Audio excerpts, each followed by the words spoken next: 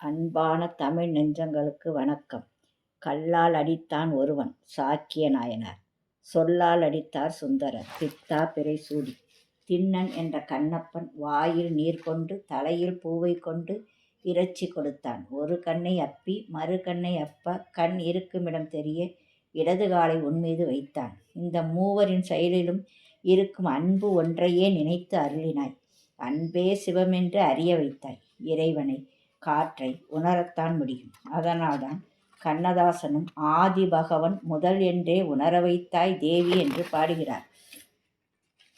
மண்ணிலும் விண்ணிலும் சிவமே கண்டேன், தலை விதியிலும் மதியிலும் சிவமே கண்டேன், இலையிலும் பூவிலும் சிவமே கண்டேன் எனில் எச்சிவம் விடுத்து இச்சிவம் துதிப்பேன். சிவன் திரு கைலாயத்தை விட சிறந்த இடம் உண்டு என்றால் அது என் நினைவு மாறாத அடியவர் மனமே என்று உமையிடம் கூறுகிறார். அடியவர் மனதில் நாம் மகிழ்ச்சியுடன் இருக்கிறோம் என்று நந்தி தேவருக்கும் கூறுகிறார். சுந்தரமூர்த்தி சுவாமிகள் திருத்தொண்ட தொகை பாட, நம்பியாண்டார் நம்பி திரு அந்தாதி பாட, சேக்கிடார் பெரிய புராணம் பாட முதலடி எடுத்து தந்தவரும் சிவனே. 63 நாயன்மார்களில் ஒருவரான மெய்ப்பொருளை பற்றி காண்போம். மெய்ப்பொருள் சேதி நாட்டில் திருக்கோவலூரில் அரசாட்சி செய்து வந்தார். கைப்பொருள் தன்னில் மெய்ப்பொருள் கல்வி. ஆனால் இந்த மெய்ப்பொருளுக்கோ யார் திருநீர் அணிந்தாலும் சிவனடியாராக நினைத்தார். அன்பு ஒன்றே அடியாரிடம் காட்டி இறைவனை அவர்களிடம் காண்பதாக நினைத்தார். மெய்ப்பொருளார் புகழ் பேர் எங்கும் பரவ அவரை அனைவரும் கொண்டாடினர். முத்தநாதன் அவனும் ஒரு அரசன். அவனுக்கோ சேதி நாடு மீது ஒரு கண். பேராசை பிடித்த அவன் தன் நாட்டோடு சேதி நாட்டை இணைக்க நினைத்து 4 வித படை திரட்டி வந்தான் சண்டைக்கு. தாம் பணிந்து வணங்கும் தில்லை நடராஜர் கைவிட மாட்டார் என நம்பினார் மெய்ப்பொருள். படை திரட்டி சண்டைக்கு புறப்பட்டார். இறைவன் திருவருள் நிறைந்த மெய்ப்பொருளை முத்தநாதனால் பலமுறை சண்டையிட்டும் வெல்ல முடியாமல் எண்ணம் ஈடேறாமல் தடுமாறினான். அவன் படைகள் அழிந்ததுதான் அவன் கண்ட பலன். நேரடியாக வெல்ல முடியாது. பலமுறை போரில் தோற்றுவிட்டோம். பழிவாங்க அவரை கொன்று விடுவது என்று தீர்மானித்தான். சிவனடியாரிடம் மெய்ப்பொருளுக்கு அன்பு உண்டு என அறிந்திருந்தான். அவன் அந்த வழியை கொண்டே தன் வஞ்சக எண்ணத்தை நிறைவேற்ற திட்டமிட்டான். மெய்யெல்லாம் நீரு பூசி வேணிகள் முடித்து கட்டி கையினில் படைகறந்த புத்தக கவளி ஏந்தி மைபொதி விளக்கே என்ன மனத்தினுள் கருப்பு வைத்து பொய்த்தவ வேடம் கொண்டு புகுந்தனன் முத்தநாதன்.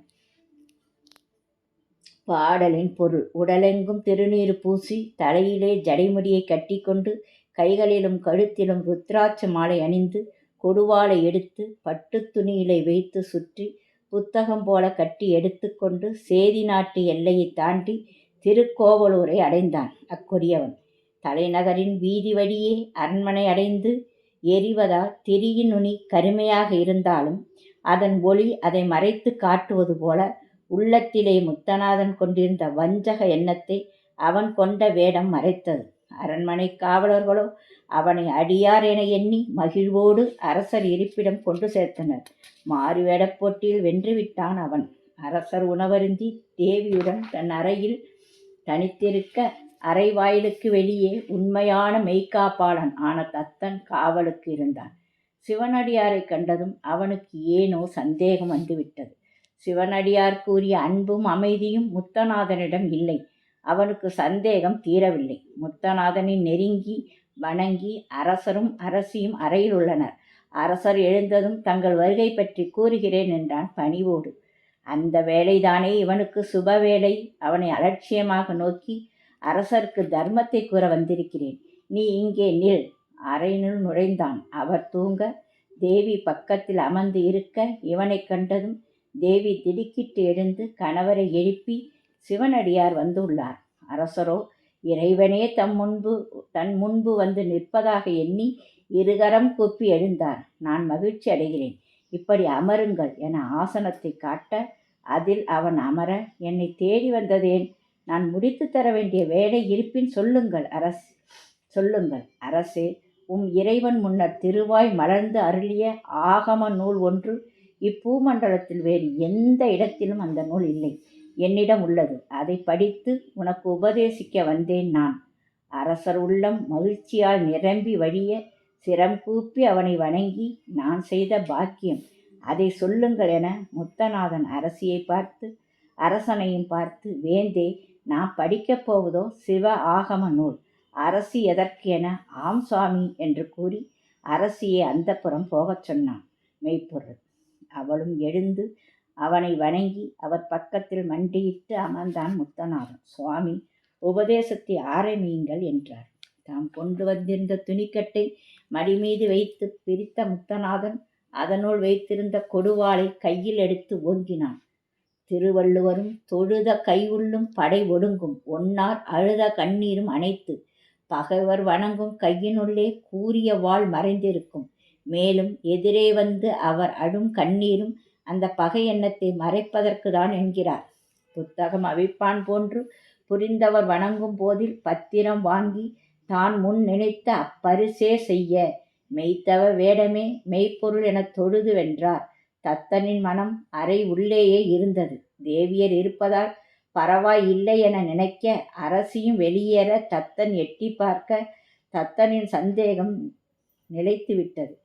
கழுத்தின் பின்புறத்தில் பாய்ந்த கொடுவாளுடன் நாற்புறமும் இரத்தம் பீரிட்டு ஓட தரையில் சாயவிருந்த அரசரை ஒரு கையால் தாங்கி பிடித்தான். உடைவாளை ஓங்கியபடி முத்தநாதனை வெட்டப்போக, தத்தா நமர் என தடுத்து வீழ்ந்தார். முத்தநாதன் அரசனை வெட்டினான் என கூறக்கூட சேக்கிழாரின் அருநெஞ்சம் தடுக்கின்றது. அதனால் முன் நினைந்த அப்பரிசே செய்ய என பாடுகிறார்.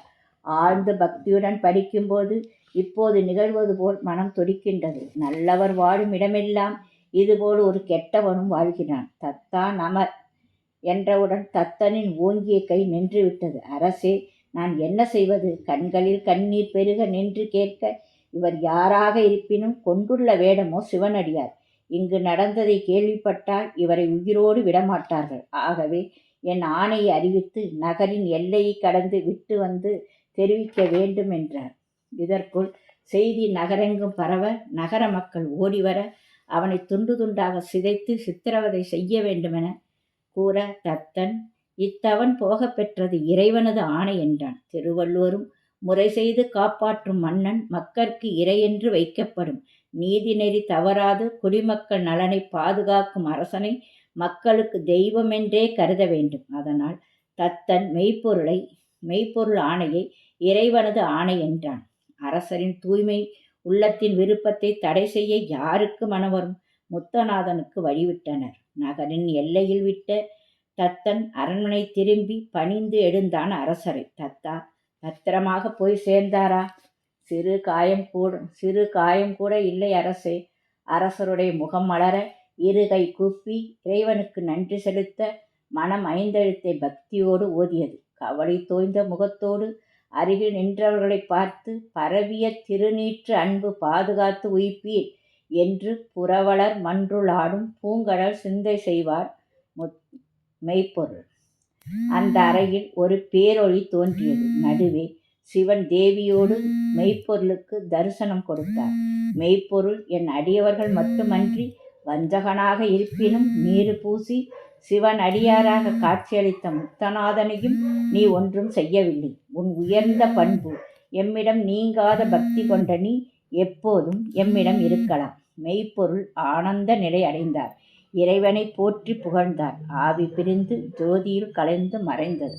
நன்றி, வணக்கம்.